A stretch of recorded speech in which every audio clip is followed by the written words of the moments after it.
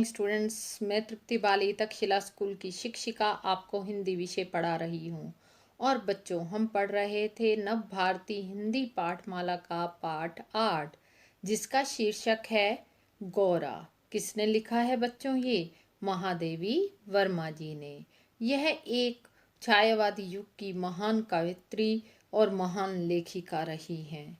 यह इनका जो पाठ है बच्चों, ये रेखा चित्र विधा के अंतर्गत आता है। ये मैं आपको पहले भी बता चुकी हूँ। अगर इस पाठ को हम आगे पढ़ें बच्चों, क्योंकि पिछली वीडियो क्लास में भी हमने ये पाठ पढ़ा था, शुरू किया था बच्चों, पूरा नहीं हुआ था, उसका शेष भाग पढ़ें उससे पहले हम क्या करते हैं, जो पहले पढ़ा है उसकी पुनरावृत्ति कर लेते हैं। तो बच्चों तैयार हैं? करें शुरू। तो इस पाठ में क्या है कि लेखिका की जो बहन है श्यामा, उसके यहाँ पर गोरा नाम की जो गाय है, और वो वह सिंधी तक पहुँची हुई है बच्चों, और उसे इतने स्नेह और दुलार से पाला गया है कि वो अन्य पशुओं से क्या दिखाई देती है, विशिष्ट दिखाई देती है, विशेष दिखाई देती है, अलग से दिखाई देती है। क्या करती है, उसकी बहन कहती है कि आप इतने पशु पक्षी पालते हो, गाय को तो अवश्य ही पालना चाहिए। तो वो उनकी गोरा को देखकर महादेवी वर्मा बहुत अधिक प्रभावित हो जाती है और वह उसे पालने का निश्चय कर लेती है, और वह उसे लेकर आती है अपने बंगले में। तो क्या है, सब बड़ा उसका आदर सत्कार करते हैं, श्रद्धा भावना रखते हैं।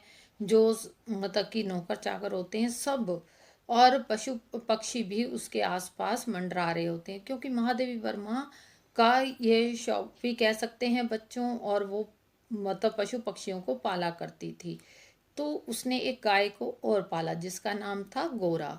तो उसका स्वागत किया गया हर्षोल्लास के साथ, उसको टीका लगाया गया, पेड़ा खिलाया गया। अब वो अन्य पशु पक्षियों के साथ हिल मिल गई थी।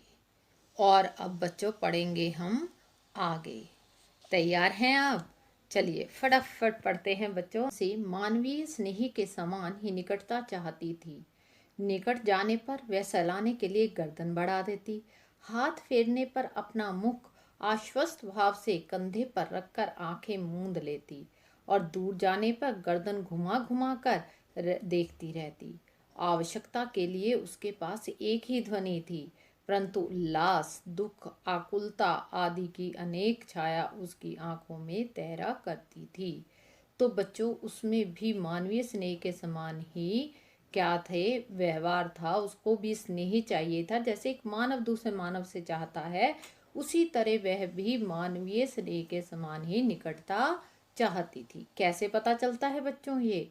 क्योंकि जब कोई उसके पास जाता था, निकट जाने पर महादेवी वर्मा कहती है कि वो क्या करती थी, सहलाने के लिए अपनी गर्दन बढ़ा देती थी, और बिल्कुल आश्वस्त भाव से क्या करती थी, आंखें मूंद लेती थी और कंधे पर सर रख देती थी। और अगर दूर चले जाओ तो क्या करती थी बच्चों, घुमा घुमा कर गर्दन देखा करती थी। ऐसे ही तो छोटे बच्चे करते हैं ना, तो बिल्कुल वैसे ही ये गोरा गाय किया करती थी। और उसके उल्लास है, दुख है, व्याकुलता है, अर्थात अगर कोई बेचैनी सी हो रही है, कोई उसे खुशी है, तो वो सब कुछ उसकी आंखों में दिखाई देता था।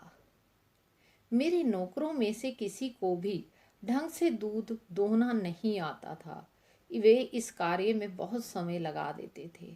गोरा के दूध देने से पूर्व जो ग्वाला हमारे यहाँ दूध देता था, जब उसने इस कार्य को करने का आग्रह किया गया तो हमारी समस्या का समाधान हो गया।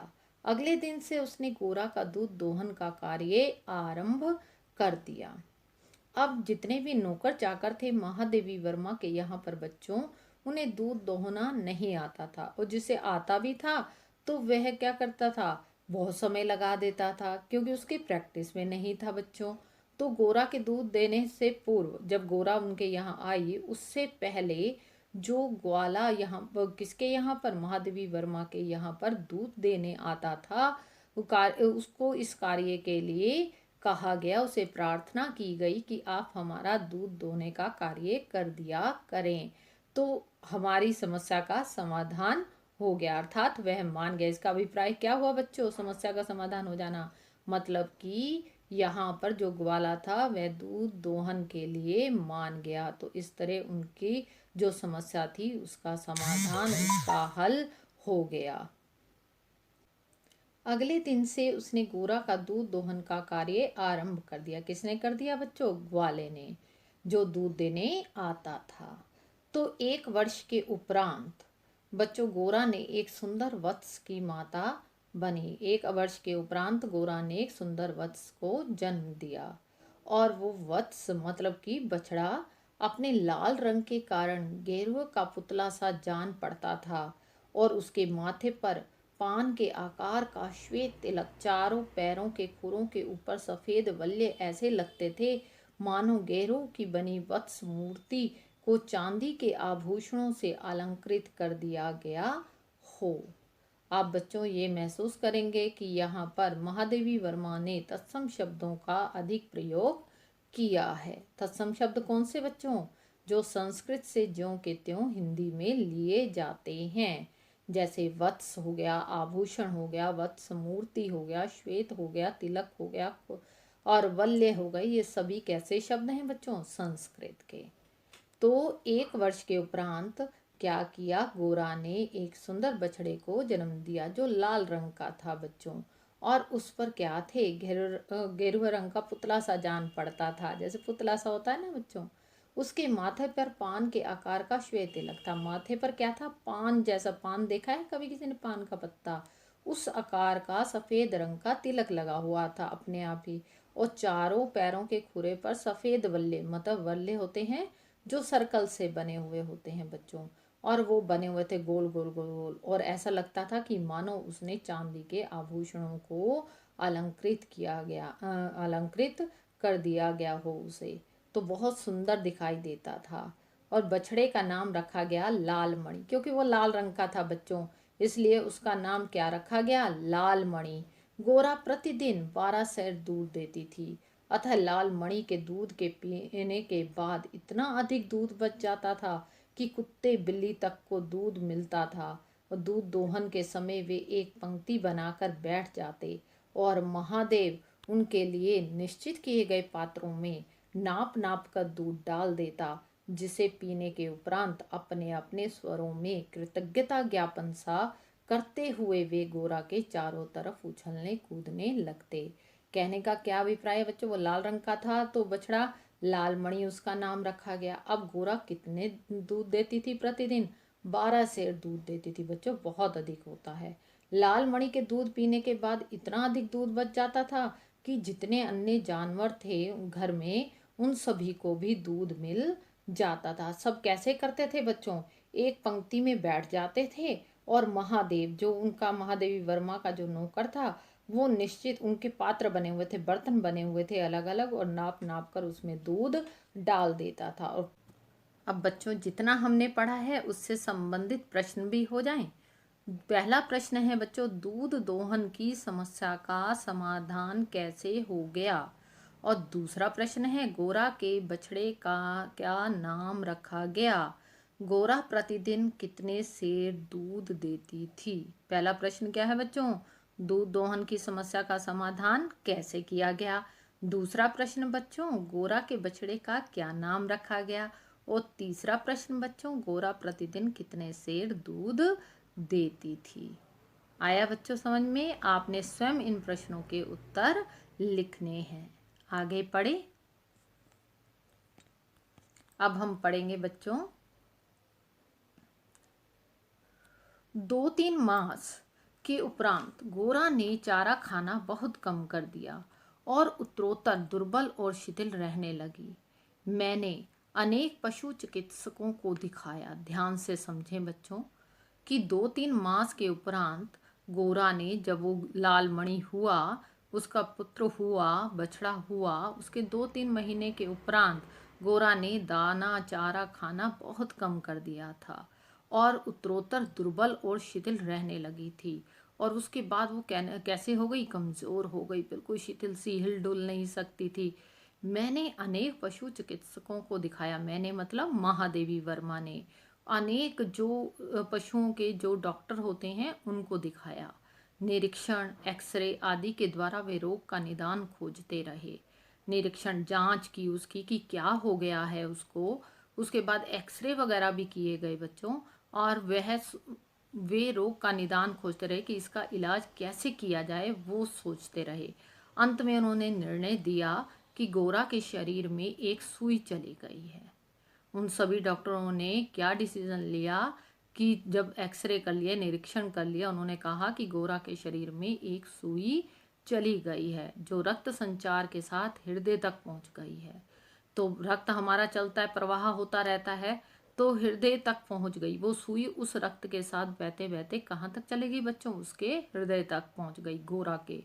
अब सुई हृदय के पार हो जाने पर गोरा की मृत्यु निश्चित थी। अब खून बहेगा बच्चों, दिल के अंदर तक जाएगा, तो वो मृत्यु निश्चित थी उसकी। दाना चारा तो हम स्वयं देखभाल करके ही देते हैं, परंतु संभव है उसी से में सुई चली गई होगी। अब यहाँ पर गोरा को पालने वाली कौन? महादेवी वर्मा। वो कहती है हम दाना चारा तो स्वयं देखभाल करके देते हैं कि कुछ ऐसी चीज अंदर ना चली जाए, फिर भी हो सकता है कि सुई चली गई होगी। दिन प्रतिदिन गोरा की दशा शोचनीय हो गई। मतलब सोच विचार देखते रहते इतनी दयनीय स्थिति में पहुंच गई, वह याद करके आज भी मन सिहर उठता है। महादेवी वर्मा जब भी गोरा के विषय में याद करती है, उस स्थिति को याद करती है, तो उसका मन दहल उठता है, घबरा जाती है वो एकदम। डॉक्टरों ने कहा गाय को सेब का रस पिलाया जाए तो सुई पर कैल्शियम जमने से उसके चुभने की संभावना कम हो जाती है। तो डॉक्टरों ने क्या सलाह दी बच्चों? सेब में क्या होता है? कैल्शियम होता है, बहुत अधिक मात्रा में कैल्शियम होता है। तो अगर उसका रस गाय को पिलाया जाए, गोरा को पिलाया जाए, तो सुई पर कैल्शियम जम जाएगा तो वो चुभेगी नहीं तो उसकी जान बच सकती है। अब गोरा को बच्चों क्या किया गया? कई कई सेबों का रस पिलाया गया। ताकत के लिए इंजेक्शन दिए गए। वे मोटे इंजेक्शन भी शल्य क्रिया के समान दुखदाई होते।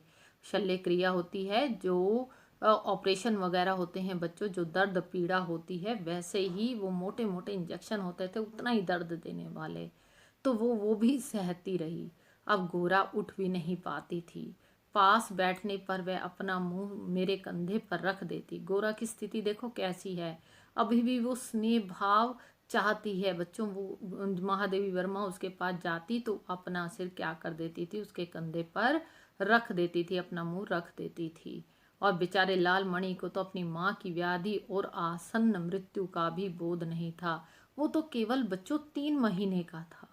उसे ज्ञात ही नहीं था कि जो उसकी माँ है किसी बीमारी से गुजर रही है, मृत्यु के नज़दीक है। वो हमेशा क्या करता? मजबूरीवश उसके दूसरी गाय का दूध पिलाया जाता था जो उसे रुचता नहीं था। देखो अब दूसरे का दूध पिलाया जाता, अब उसे पसंद नहीं आता था। वह अपनी माँ का दूध पीना चाहता था, अपनी माँ का सानिध्य चाहता था, निकटता। सानिध्य होता है निकटता। वह गोरा के पास पहुंचकर उसे सिर मार मार कर उठाना चाहता था, या खेलने के लिए उसके चारों ओर उछल कूद कर परिक्रमा करता रहता था। वो ये काम करता रहता था बच्चों। चाहता था कि वो उसकी माँ उसे दुलार दे, प्यार दे, और वह उसके चारों ओर कूदता रहता था, परंतु वो बीमारी के कारण हमेशा बैठी रहती थी और वह शिथिल तो हो ही गई थी बच्चों। मैंने अनेक जीव जंतु पाल रखे हैं, अतः उनमें से कुछ को समय असमय विदा देनी ही पड़ती है। अब वो महादेवी वर्मा कह रही है कि अनेक जीव जंतु उसने पाले हैं, परंतु ये भी ठीक है कि समय असमय विदा भी देनी पड़ती है, वो इस संसार से विदा हो जाते हैं। परंतु ऐसी मर्म व्यथा का मुझे स्मरण नहीं। कोई इस तरह की मौत किसी को मिली हो, ऐसा नहीं था। उसकी मृत्यु को देखकर, नजदीक आते देखकर ऐसे तड़प तड़प कर गोरा मर रही थी। महादेवी वर्मा क्या हो गई? परेशान रहती थी, उसको देखती थी तो बेचैन हो जाती थी।